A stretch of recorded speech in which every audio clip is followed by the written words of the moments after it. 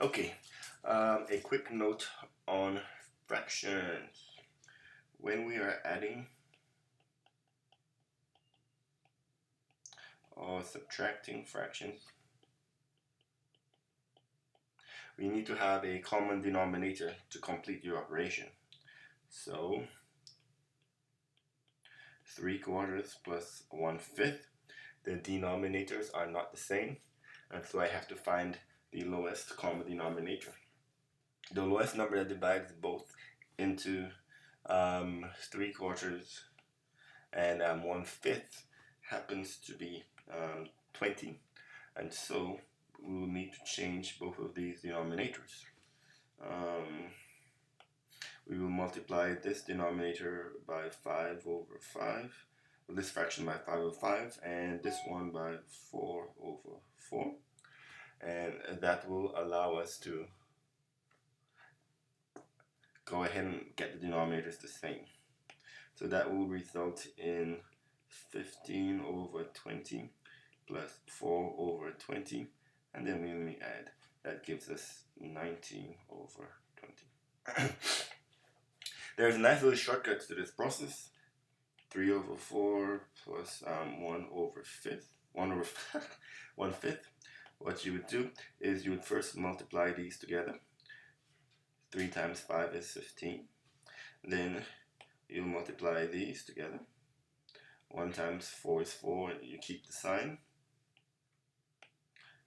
And then you multiply the denominators together. 4 times 5 is 20, and that will result in the answer of 19/20. Again, similar when you're subtracting. So if I take the same basic problem, 3/4 minus 1/5, and then you multiply. 3 times 5 is 15. Keep the sign. 1 times 4 is 4. And then your denominator is just 4 times 5 is 20. And that leaves us an answer of 11/20. Of course, you should reduce if possible. And that's how you add and subtract fractions. Multiplying and dividing is even easier.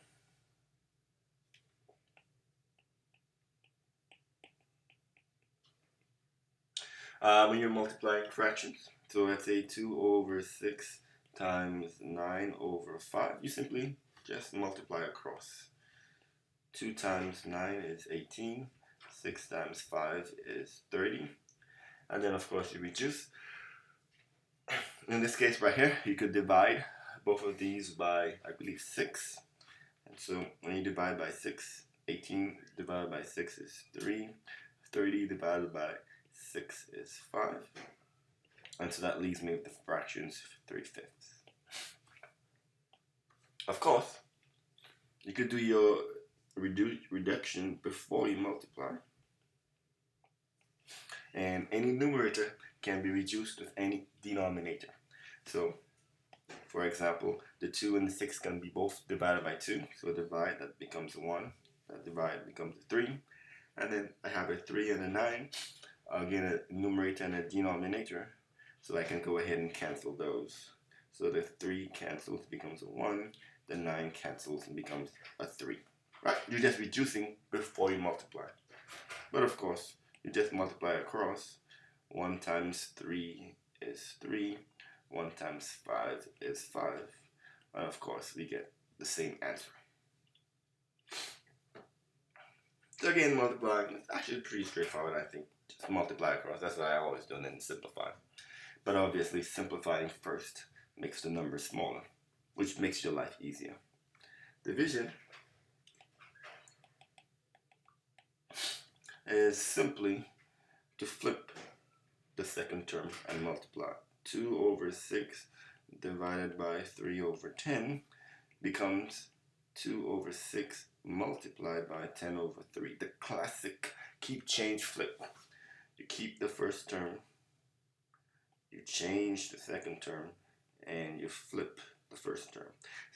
I like to say it's almost finger licking good. Now KFC, it's KCF, almost. I don't know. And then of course I like to reduce first, so I can divide this 2 and the 6 by 2, and then nothing else divides because you need to use a numerator and a denominator when you're reducing, and so then you just multiply across. 2 times 10 is 20, and then 3 times 3 is 9, and so that leaves me 20 over 9, which does not reduce. If it could reduce, you would again have to reduce it. But that's that. Fractions are your friends.